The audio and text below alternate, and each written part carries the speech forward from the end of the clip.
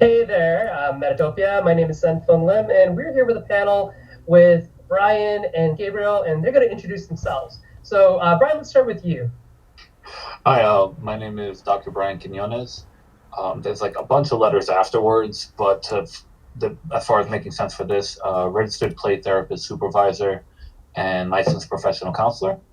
Also, I am co-owner of Gaming Approaches Towards Education, where we focus on doing using like gameplay, storytelling, role-playing games, combining it with therapy to provide education for like parents, children's, teens.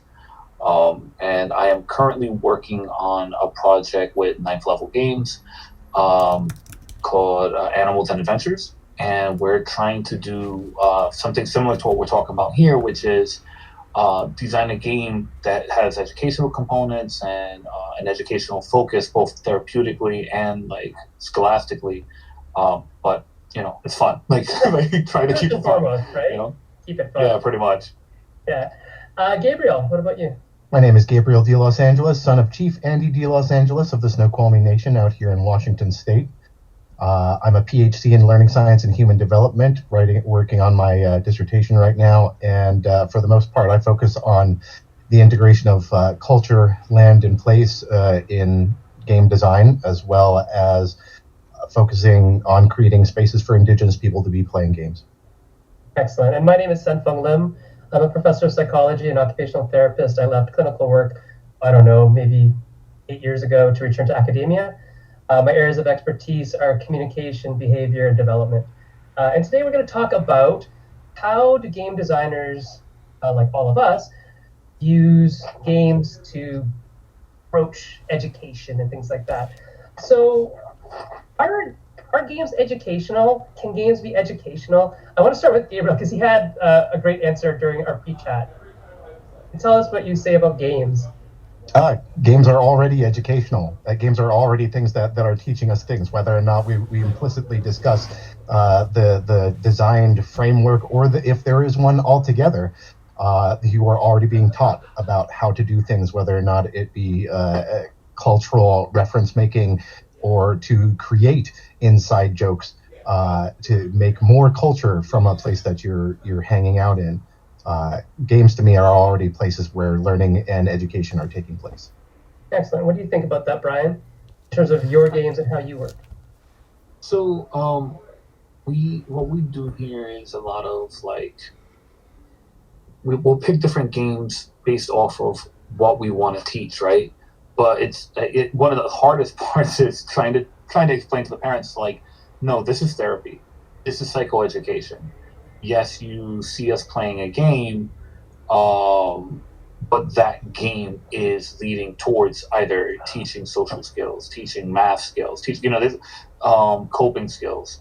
Um, in some cases, also, it's the idea of teaching how to teach as well, like just reading instructions, giving instructions, taking what you've been giving and applying it. So yeah, no, the process of play in itself is like you know even before language, right? Like the first, like the kind of like the first language for children to communicate is how they play, and so it's foundational to just us as human beings. Mm. Yeah, I mean, if you think about how human beings develop and how they communicate, play is instrumental in learning. I mean, if you think about like constructivist theorists or anything like that, if we're going to go that deep, it's does the play drive development or does development drive play? So there's all sorts of ways of looking at this. But from a design point of view, can you tell me a little bit? I'll start with you again, Ryan. Can you tell me, as you're designing the RPG that you're working on, how are you using, developmental theory, psychology, anything like that, to inform your decisions in the game making process?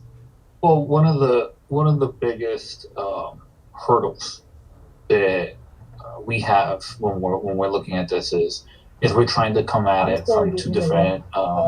I'm sorry. The screen that's streaming on Twitch is frozen. I'm trying to get Heather back to her chair so that she can fix that. We might have to go back and re-ask the question that you just asked of Brian. Hold on just a second. And I'm also going to let the audience know what's going on. Whoops. Thanks, Mickey. Nice. Technology. This is better than in a classroom. Okay, you can resume. Oh Apparently on other people's screens, everything is fine. Okay, great. So Brian, let's just continue with the answer to that question, which is, how do you use theoretical views to inform your game design process? Well, so like I was saying, we're trying to come at it from a couple of different ways, as far as it's psychoeducational and kind of being a tool that can be used therapeutically. Not, also bearing in mind that if, and because it's a question that comes up a lot. If you're not a therapist, no, you're not doing therapy with this game. Like, it doesn't matter what the game is. You're not doing therapy with the game. Depending on your state, depending, what type of license you're doing, like, that's what determines whether or not how you're doing your therapy, right? But the game itself and gameplay itself is therapeutic. So, in the way that we're doing it, it's where is it that we're working on it from a school point of view? Like, what do schools need to see in order for something to be considered educational and be able to use it as an educational tool in schools? What does therapists need to see in order to be able to do the psychoeducation? What do parents need to see in order to be able to do it with their kids? And one of the biggest issues that comes up is that we're trying to shoot for a very young audience. So we're talking about like 5 and up. Me personally, I'm thinking cognitive levels of like 4, or or even a little bit low and up, because the main population I work with is the autism population. So theoretically, theories-wise, I'm looking at everything from off play. I'm looking at everything from group play therapy. I'm looking at school-based play therapy. I'm looking at like Kohlberg's like theories of moral development. Looking at different like development and social skills based on level, based on age, based on cognitive level. Okay, now taking all of that and saying, what does that look like when you have 2 kids sitting next to each other trying to tell a story together? And all of that's happening, whether or not the kids know it. All of that, there's all this other stuff going on in the background. But then, so what happens is that I tend to zero in on what the child's play style is. And that's where the game design, I think, really takes place, because people have different play styles. GMs have different play styles. Can your game, can your system, whatever you're designing, meet different play styles? We usually come at it at the idea of, oh, they're sitting together at the table, this is cooperative play. Is it? Like, it could be pure play, it could be cooperative play, or it could be just 2 people like playing solitaire together, their own games of solitaire, and that's okay. But can your game design, can your story design facilitate that? And if not, that's okay. Just know where your limits are in your game design. Okay, cool. Gabriel, from your perspective, I know that you look a lot at culture when you're doing game design. Can you tell us a little bit about your theoretical viewpoints in terms of representation, land, culture, and how does gaming fit into that when we're trying to educate people on, our culture now and how it's affected other cultures around us? That's a very laden question. Let's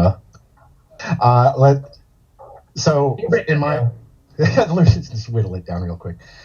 So in the essence of the way I think about the work, in analyzing the play, that culture and education are already taking place, like period, paragraph. Like that's not a thing. Nothing is culturally neutral. That's not a real thing.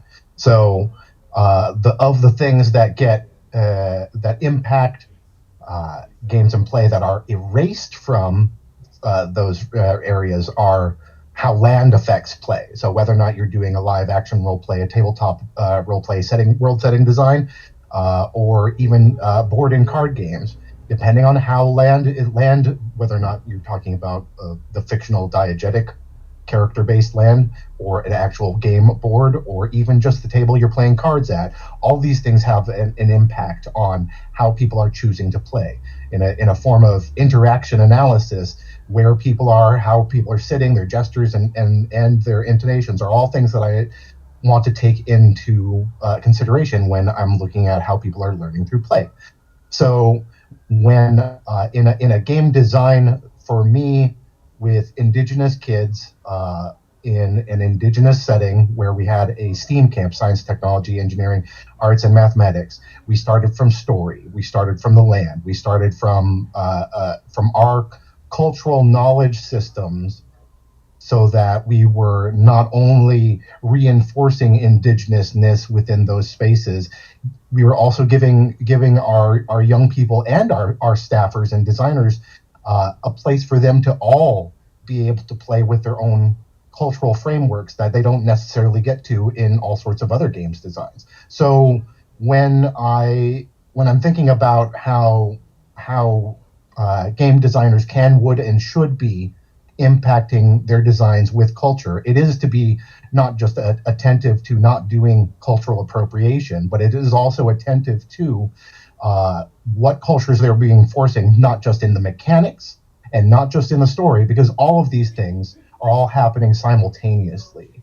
All of these things are happening simultaneously in a way that you're either just foregrounding a conversation about something or you're backgrounding a conversation about something to me. So what people are choosing to be attentive to in games design, I want to have deeper, longer conversations about what I call culturally responsible game design.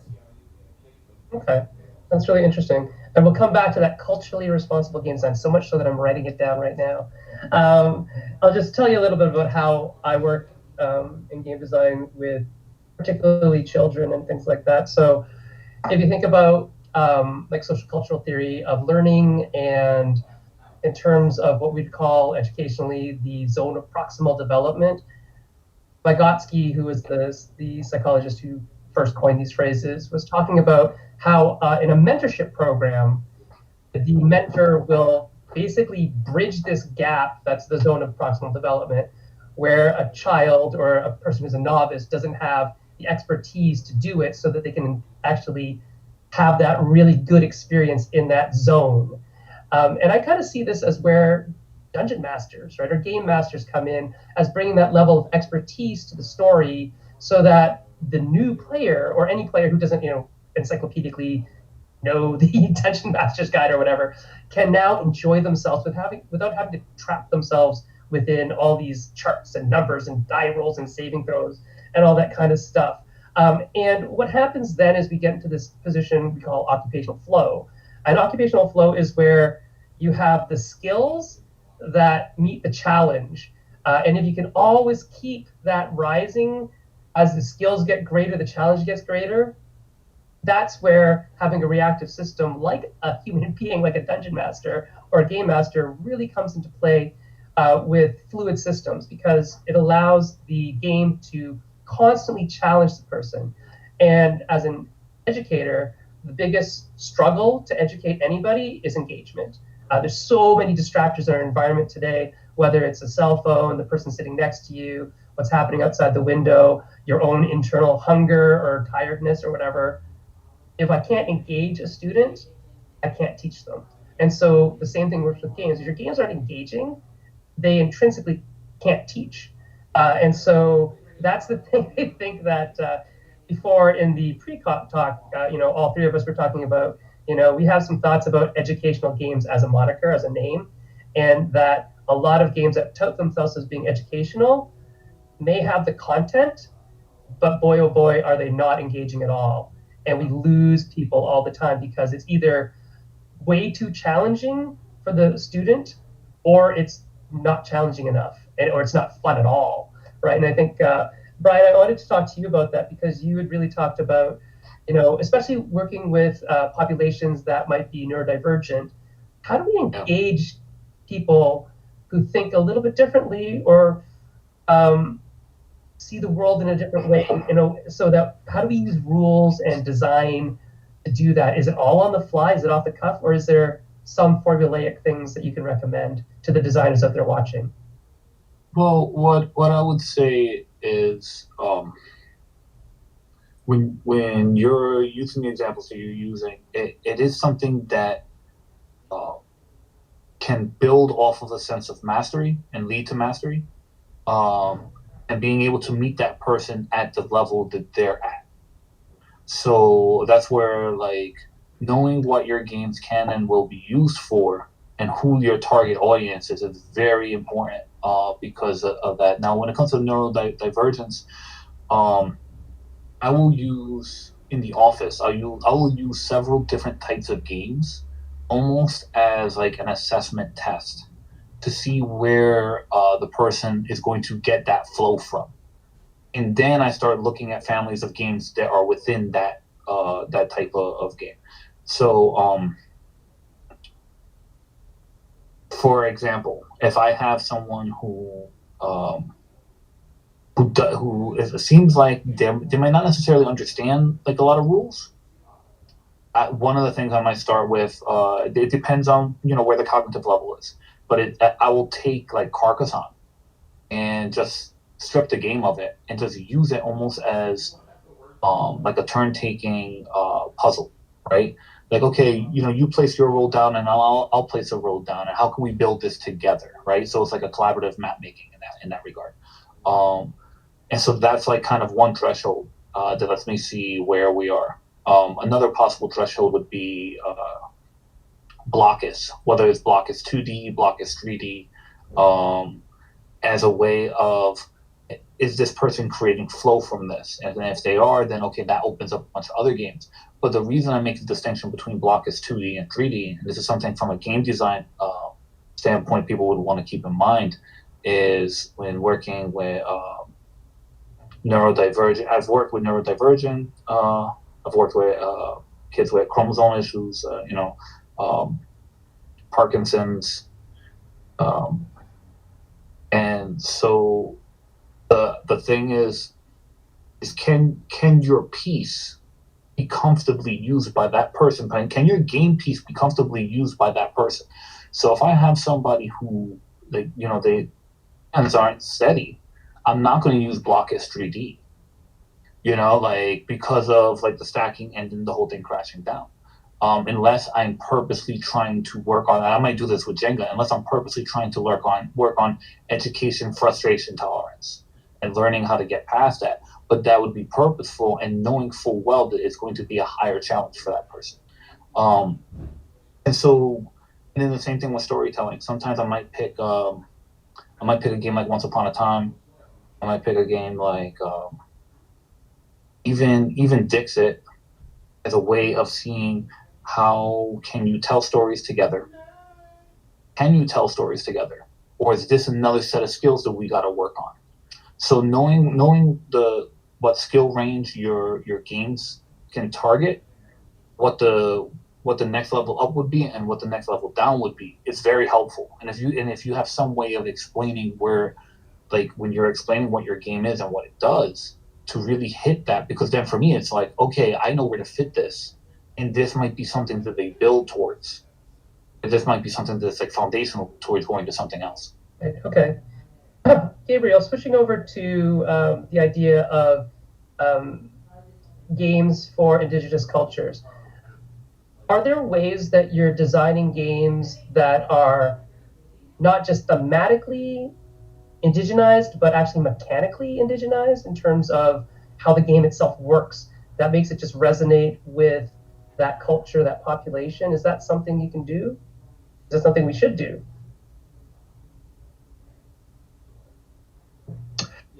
I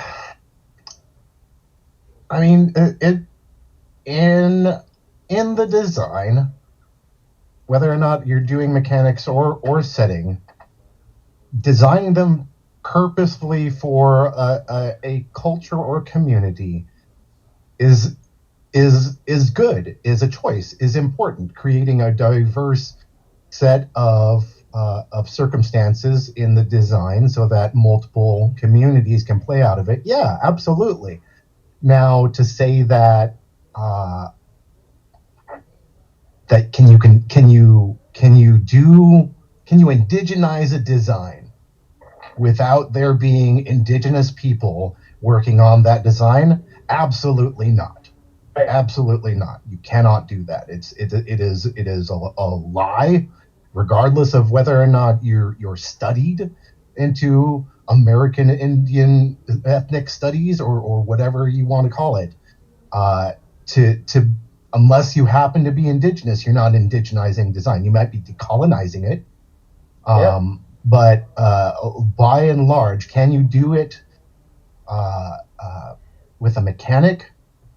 That's again, can you, if you're doing it by yourself, you're already missing an indigenous point, because to do it in relationship with other people, in relationship to land, in relationship to place, your origins, and to know your history on things, to have a history within the game's design to pull out,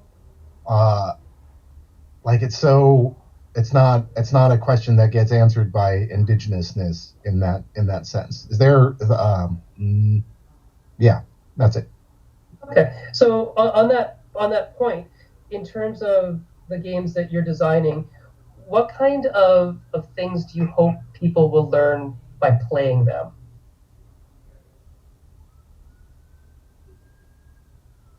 For me? Yeah.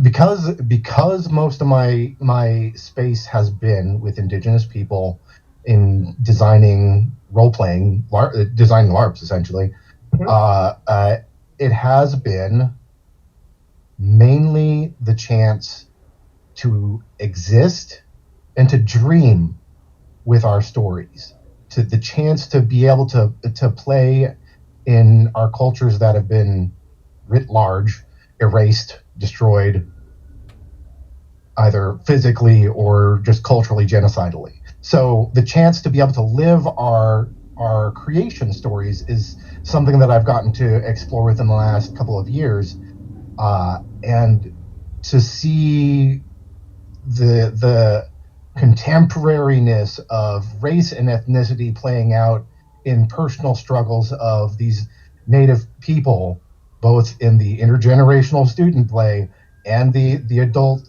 staffers who are also helping me out with these designs, to see so much identity struggle taking place has been both, like, it's healing. It's healing. The chance to be able to explore these things, regardless of the struggles, is at least a chance for us to have those conversations and heal with them. And that for me is of the biggest hope, that as an indigenous designer, we give us a chance to dream, a chance to play, a chance to live out our cultural stories and to see them come to life in a way that, well, game designers can't tackle.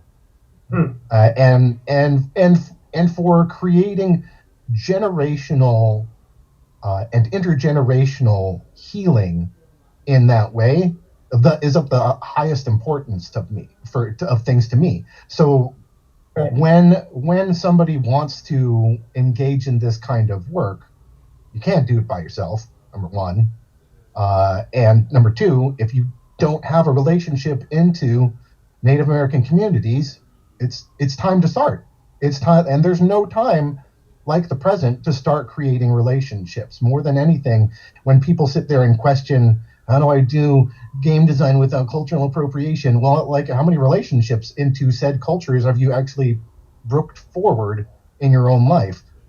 Like, not just handshaking, I have a friend who is of blah, blah, blah race or ethnicity, but like seriously get to know and to be a part of said communities. Like, the answer to divisive strategies amongst keeping communities apart is genuinely tie those communities together with relationships.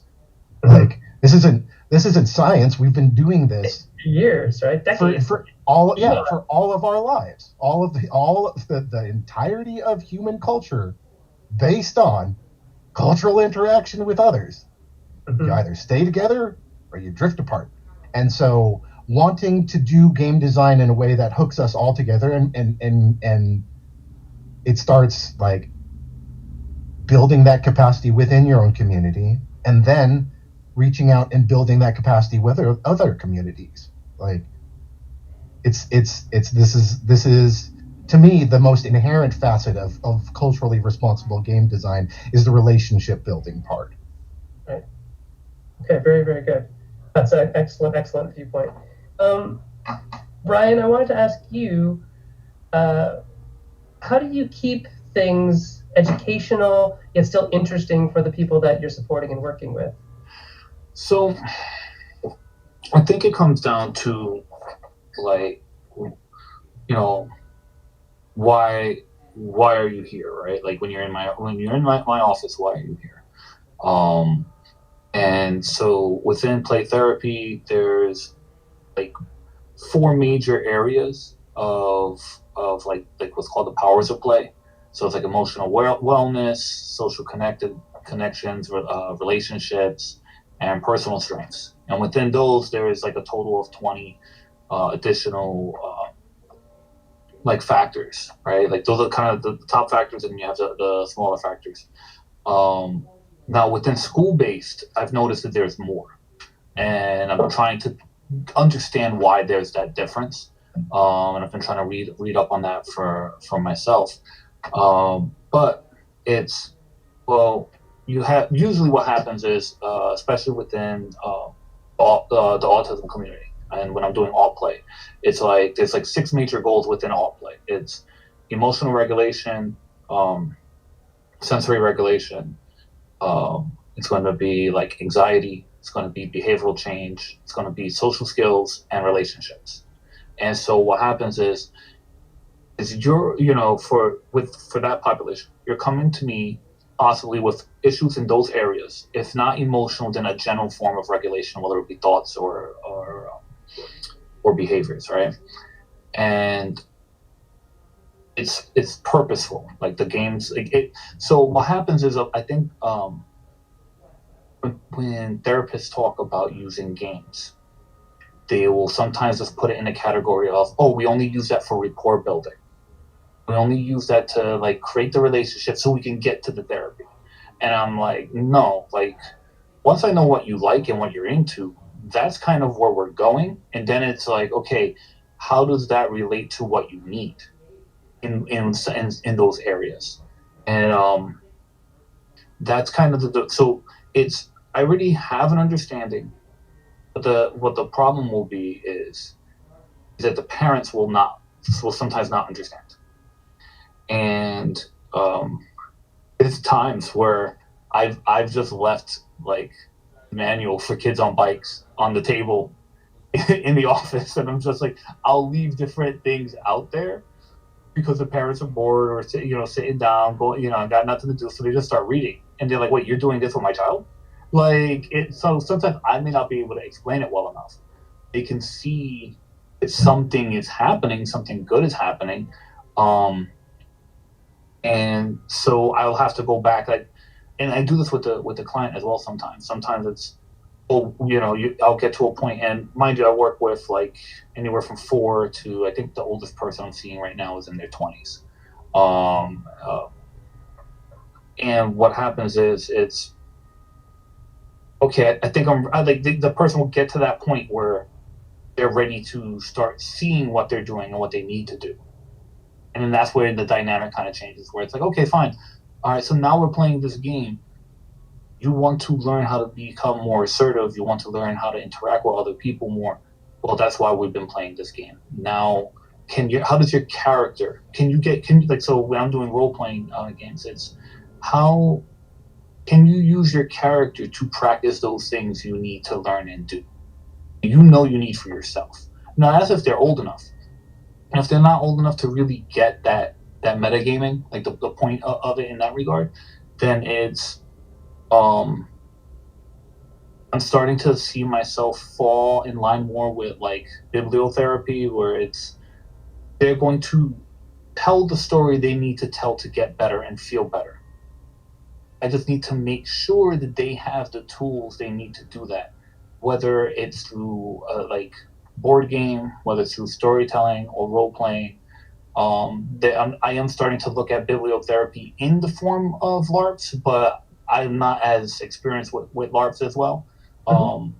But it also seems to be when you're working with the younger kids, there's, hey, act it out, feel it out, giving them the ability to just express themselves. Yeah. And then what I'll probably do for the parents, I'll go back.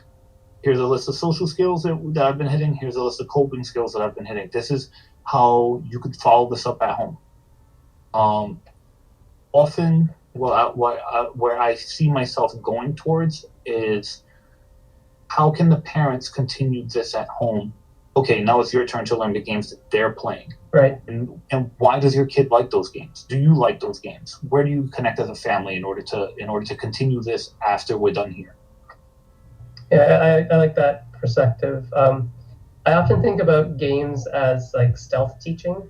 I think of all therapy as stealth teaching, to be honest, where we're doing something else and you're learning something through it, and you might not see it because you're too close. And then once you step back, it's like, oh, we were actually learning, assertiveness and turn taking and reciprocity and all those kind of those soft skills that we talk about that nobody really knows how to teach, except games do it really well because they are, as Gabriel says, they're intrinsically human, right? We are game players by nature.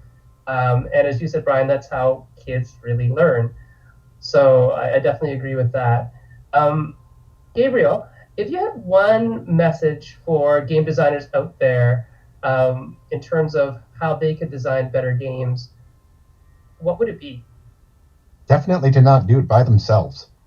That's by and large one of the biggest problems of most of either video game or board game and card game design industry is the end result of having an idea and then stewing on an idea by yourself and then designing it all by yourself, is that it necessarily misses some certain kinds of points. That's why we have playtesting, right? So when we're doing forms of playtesting, we're not doing the design by ourselves.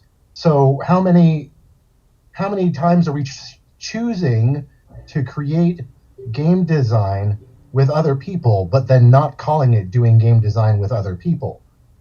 Let's just do it. Let's just do the game design with other people, like period, paragraph.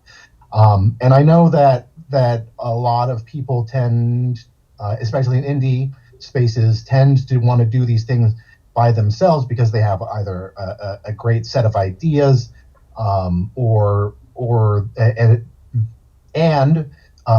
and those great sets of ideas they've been sitting on forever, that they want to do something different from something that they've already seen.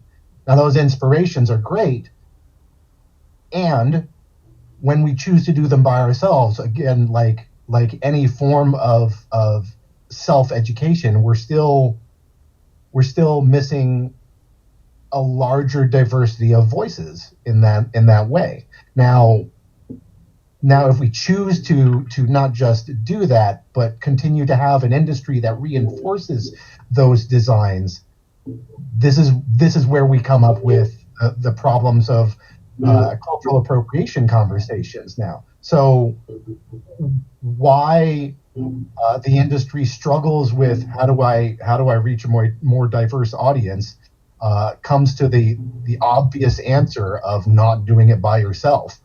And wanting to have a easy, quick, or cheap answer to making relationships is often the misstep, and why certain games will just never take off with certain populations, whether or not it's just a high fantasy setting that doesn't get beyond a majority white populace, or whether or not you want to create certain mechanics, whatever the idea, to not do not just the self-reflection, which is often the hardest part of doing community outreach, to know what frame, who you are as a person, and to actually make sure that that's tied to the design in not just a passive way, but to be intrinsically framing about it, to be literal, to be obvious, to be super transparent about these things. Over the years, one of the biggest lessons for myself has been trying to teach a lesson without outright stating what that lesson is means that lesson doesn't get carried over. So forms of debriefing, forms of after thinking about a design will inherently get your players to actually take up whatever educational lesson is that you want to have in it. To just willy-nilly hope that creating a practice without talking about it will inherently inject the practice. Now that could happen, but you're taking a chance on rolling dice if you want to call it education, right? Right. And to hammer it on, like Brian has said, to hammer it on without it being fun, or the way I like to think about it as culturally referential, so that people will latch on to a design and say, hey, I know about that thing. I want to engage with more designs where I get to think about that thing. So when you've got a certain set of cultural designs that you want to hope will create a certain kinds of educational practice without calling it out, you're shooting yourself in the foot about your design. So, Brian? Well, I was gonna say, you can't tell if you're being heavy-handed if it's only your hands working on the project. Yeah, you know, like, because the thing is like I'm listening to how you're talking about this, and for me, it's like I see that in academia too. Yeah. Where it's like, it's like, now I can't share my idea; they're going to steal it from me, or they can help you make it better, right? Like, like that, you know. Even in classroom education curricular design, where at least in my program, we're talking about make sure that your design intents and your classroom intents are transparent by like giving them the flow of the day and talking about like that's still not a cultural practice that everyone is keyed in to figure out. So like if that's part of education programming and curricula, to sit there and tell the educators to be more obvious, then this is something that also needs to be a part of game design if I want to make sure that it isn't just, oh, here's a math game. No, how are we learning about math? What kind of fun things that we do that we actually got to the lesson about these math things without having to focus on the fact that we actually did math? How did we dream through play? How do we get to tinker? How do we get to make together? Those kinds of spaces. Yeah, I think what you're talking about in a lot of ways, the debrief is a debrief can turn any game into an educational thing, right? Oh, yeah. And it's the most powerful tool you can use is to be thoughtful and talk about your experiences after, so that the experience then gets ingrained as a memory in terms of, oh, that thing I did, it meant that? Oh, really? And now you're wondering. Now there's an inquiry piece. Now we're thinking about it. Now we're going to carry it off into outside of the classroom. It becomes transactional. It's a really powerful way of doing things. And I think that the idea of, making meaningful and very obvious and transparent things about, when we learn to teach, it's like, tell them about it again, and then at the end you tell them about it again, Mm-hmm. right? Teaching isn't something that you can just let happen. I joke about stealth teaching, but I'm still really obvious in it when I write up my reports or something. It's like, this is what we're doing, this is the reason why. This is the activity we did, and they didn't know we were doing it, but I told them afterwards. I did a debrief with them, they talked about it, now they know what that is, and then I wrote a concluding paragraph in my report saying, and this is why we did that thing that we did, right? So even in my report writing to, whoever I'm reporting to, it's a lot of telling them and then telling them and telling them. And I think games have to do that, but in a way that we can keep it engaging and fun. And so I don't think doing it within the game is necessarily the best way to do it, because then we'll just get this like, I don't want to engage with that anymore. But I think after the fact, it's totally fine. And it's a really powerful way of doing it. Go ahead, Gabriel. So, like, the majority of my research design is throughout design-based research, community design-based research, or YPAR, things like that, youth participatory action research. So that it's the engagement of design being a communal process has always been writ large the way that I like to do things. And for games to do things in a design-based way without enacting, like, making the cycles transparent. Like, I love exit cards. I love debriefing. Like, all those things in a whether or not it was a LARP or a card game, just like, hey, how is this helpful? Is like always a general question that I love to ask. And how you get engagement with people to just not just to do an activity, but to, like, reflect upon, because reflection is, for me, one of the other most important parts about the play. Yeah, reflecting about the play. Brian, I'm going to ask you the same question. What is there one thing you would like game designers to know about how to design games with education in mind? What would that be?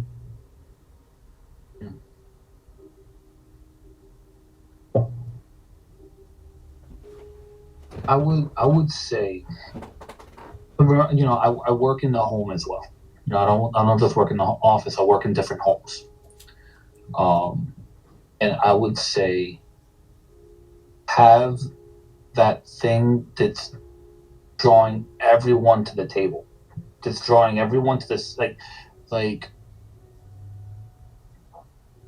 have it. Oh, you know what? Here you go. This is the thing. Okay, this is the thing, everybody. Yeah, have something that the player can fidget with.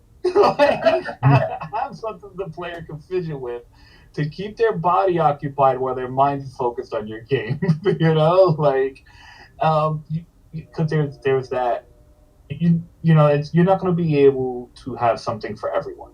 You know, and really, that's. I don't. That can't be. You know, you can have that as a goal. Try to hit as many people as possible. But is it going to be as potent when it gets there? Is it going to be as important? And so, I would say that if you're making something for families, make it so, like, the whole family can play, right? Like, make it so that the parent can easily teach the child, but the child can easily play it. You know, like, you have that thing that's bringing everybody to the table, and keeping them engaged. We talked about, like, flow and mastery earlier, and that look, when you have your play tests, because have your play tests and lots of play tests. When you have that play test, look for those moments where people are losing track of time and it's just flying by, or look for those moments where people are having positive emotions and they're laughing and they're into it, because those are the kind of moments you're trying to create for your players, and that's what's going to help keep that replay. That's because you know that they're hitting that spot of flow in those moments, because that's how you can physically see it. Mm-hmm. That's great. So giving playtesting advice for designers, you know, look for those moments of flow experience when they're leaning forward, when they're losing track of time. All those things are great. And it doesn't have to be like, so sometimes positive emotion isn't just happiness. Sometimes it's like deep concentration, depending on the vision of your game, right? And so for me, before we get to questions from the audience, I think what I'd like to see is if designers can make lesson plans. I know you're not all teachers, but if you are a teacher and you can make a lesson plan to go along with your game, so just like the back page, give me a list of other resources, give me a list of questions, inquiry line questions that I should ask my students at various grade levels after we played this game. That would be a great way to do things. I think that would be lovely and wonderful. And I don't expect everybody to do it, but if you can, I will buy your game. A little QR code that goes back to our website. Yeah. Anything that helps us to use that tool in a classroom or therapeutic situation, I think would be valuable to us. Cool. So I guess we're ready for questions. Maybe are there any questions in the chat? Yeah, we do have a couple of questions in here. I want to invite the audience when you hear me say this on the Twitch to actually maybe come up with a couple more. But the first one for the panel is it's about maybe gaming in an educational setting. The question is, there's a lot of unexplored potential for games in education. One of the major challenges is the issue of scale. Most RPGs and board games are usually designed for small groups, 2 to 6 people. But many classrooms have 18 to 22 students in them. Do you have any ideas about how to bridge that gap and meet the design challenge of scaling? Wants to field that one? So I ran a camp. I ran a role play camp. It was all middle schoolers, and the previous experience were players who had several D&D experiences, and then people who had never touched dice whatsoever in a role playing game setting. And we went from several people who went from zero knowledge to creating their own systems at the end of the camp. So being able to flow with the design groups as they desire to be grouped together, and then being able to summarily break those cliques up as they necessarily needed to be, was just you just want to have a diversity of experiences in doing games and the classroom, not just sit yourself to one framework about how you're going to do small groups all together. Yeah, doing big group role-playing games, most of us as GMs probably don't usually go like past 8 or 9 players in a game. That's rough. It makes battles hard. It makes asking who's going to do what next the important part of the thing, and that's not what you necessarily want to do. So like, at least for me, like, just be comfortable with you. I mean, you just have to talk to your students. How do you want to be grouped up? Like, create agreements, charters. I mean, you could do the whole, like, break them down into smaller groups, and there's other games that keep that in mind, where you will tell a story. You both are going to tell similar stories, but break them down into separate groups, and then at the end, say how talk about your stories and how they're the same or different. So you can do it that way. I would say look at games like Werewolf, like Avalon, like The Resistance. Look at some of these larger games, and as a designer, ask yourself, like, why do they work? As a teacher, how or why would they work with your students, right? And then look at it again and say, okay,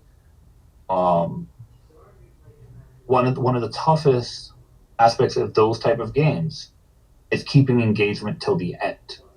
So how do you plan as a designer to keep 18 to 22 people, because that's the example, in one large group, engaged till the end? And that's where you see some of those games like fall apart. Or if they're really strong, like, everybody's there for however many minutes, but also you might want to keep that in mind. How many minutes? How long is each round? What do you plan on doing, like, with that time? Like, because one of the biggest things that came up with the game that we're working on is, how do we do 15-minute increments in a storytelling game? Because you're trying to do it for school, for therapy, for teaching, and that's all part of the design process, and finding what's going to make or break what you're doing for a larger group. Other things you can do for larger groups is look for games that are essentially multiplayer solitaire, which we talked a little bit about as something we don't love sometimes, but sometimes, hey, that's what it works. And so a game like Karuba, a game like a lot of roll and writes or flip and writes, so like Welcome To works super well. We did it with like thousands of people at once at Shucks, right? You can play it with umpteen number of people. All they need is that sheet, and then you flip some cards, and every student makes a decision. Once everybody's kind of logged in their decision, you flip the next card. And in the end, it's an activity, and you're learning something from it if you have a debrief, you will anyway. But if people cheat, not a big deal. It's more the engagement of playing this game and doing this thing as opposed to winning or losing. And so there are definitely games like that. I think you can do some like asynchronous stuff like that we used to do with play by email. I'm super old. We used to play by actual snail mail, letters and stamps and lick them and send them.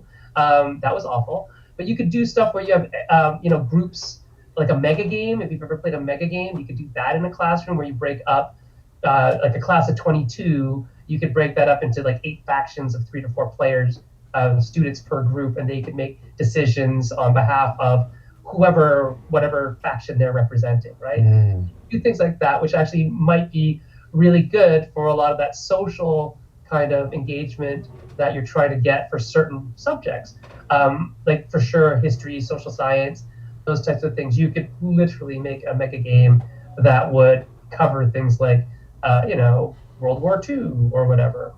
I don't know why I picked that, but In our role play camp, we also had not just multiplayer solitaire, but the fact of being able to do design and redesign, so that people could sit there and do world building, character building, and things like that by themselves if they weren't feeling up to the social engagement. And in another design space where we had a Mancala Club for elementary school kids, we used not Lee. The 4 player types: social, competitive, exploratory. Shoot, I forget the last one. So we designed stations to those player types and had elementary school kids choose their station in that way. So the self-selection and being able to do engagement with large groups down to them being able to choose where they wanted to be was mainly a big driver. Agency, very, very important. Oh, next question, Mickey. Okay, yeah. I have a comment here that I'm going to try to reframe in the form of a question because I think it would be fun to see you guys tease it out a little. In playtesting a game design that maybe is specifically intended to be played in an educational setting or to match a curricula, have you thought, talk about maybe the idea of doing a teacher's guide as distinct necessarily from just a basic rule book? Okay, BOPs. BOPs, then like how to bridge in, how to orient the students to that, and then how to do the participatory teaching part of it. There's a whole nomenclature of how to actually write lesson plans, and I would suggest that you go look at that because many teachers follow that, and if you write up something like that, they'll know how to implement that right away. It's BOPPS. You can just Google that, and you'll find out those types of things. Templates. Yeah. This is one of the things where we kind of hit when we're working on Animals and Adventures, where we're like, all right, you go this way and you start working on being able to explain this as a therapist to therapists, because you got to teach therapists how to run games, because that's one of the biggest issues that I've seen is whether or not as a therapist you know how to run any games to begin with, let alone role-playing games and storytelling games, and how to make that therapeutic, right?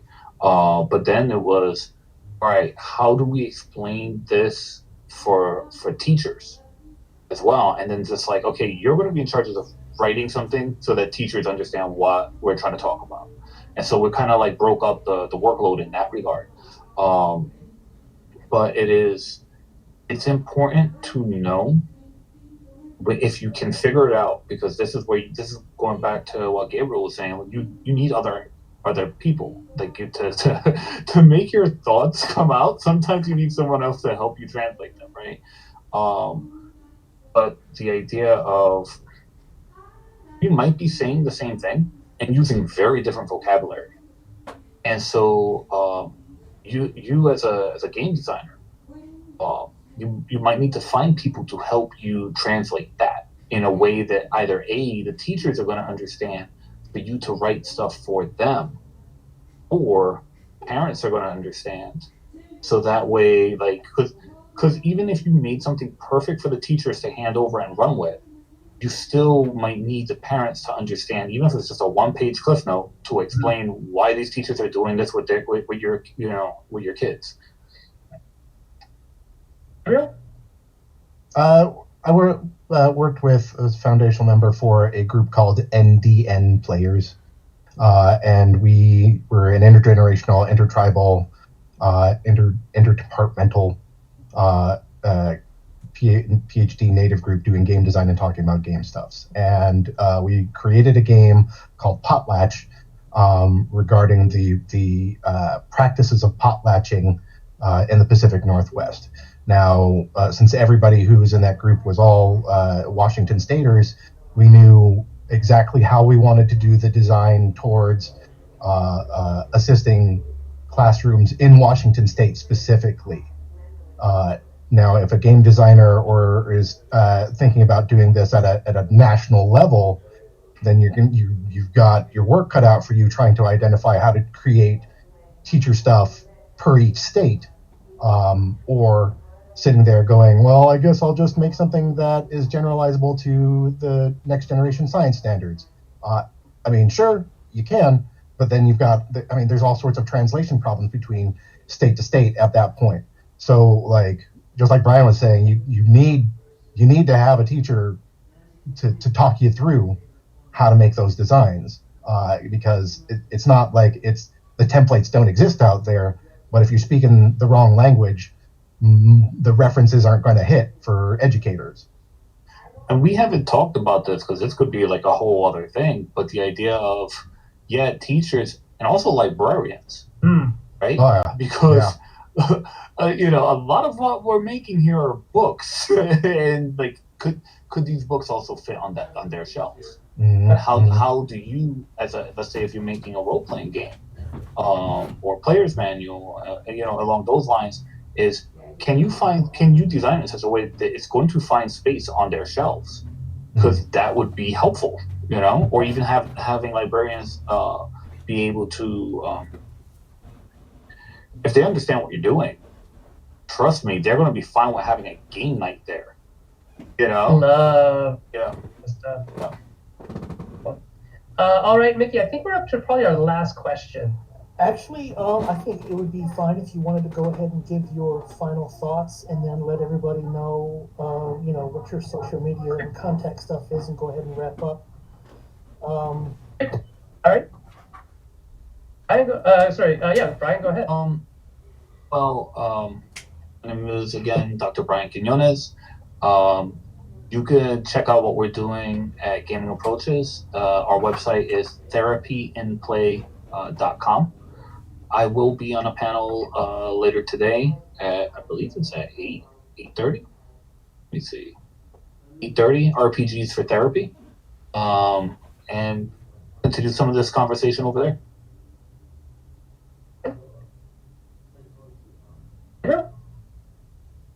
I am and have been Gabriel de Los Angeles. I don't have a lot of social media presence at this time, but you can find various panels that I've been recorded on through the Living Games Conference, and a keynote at the 2016 one where I talked about culturally responsible game design. And just Google my name. There you go. Perfect. Thank you. And I'm Sen-Foong Lim. You can find me on Twitter at Sen-Foong Lim. And I guess my latest project is, it's the Pitch Project, which is what's going on right now. Tomorrow, there'll be 50 designers pitching their games to 40 publishers within a 5-hour period. So that'll be fun. We'll see how that goes. So thank you very much for listening. And, if you want to ask us questions, maybe we'll be in the Metatopia Discord under the panel watch party audio channel. Panel watch party, that's right, yep. Cool. Nice. All right, well, thank you very much.